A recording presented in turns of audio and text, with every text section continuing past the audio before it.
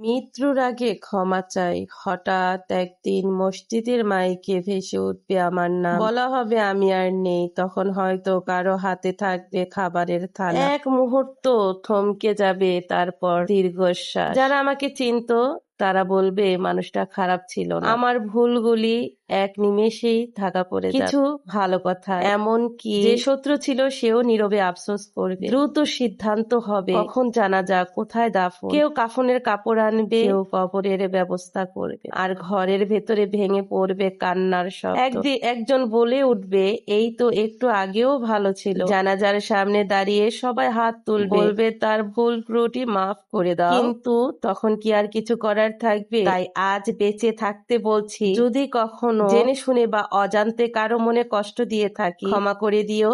কারণ মৃত্যুর পরে ক্ষমা নয়, জীবিত অবস্থায় মাফটাই সবচাইতে সত্য, সবচেয়ে প্রয়োজন।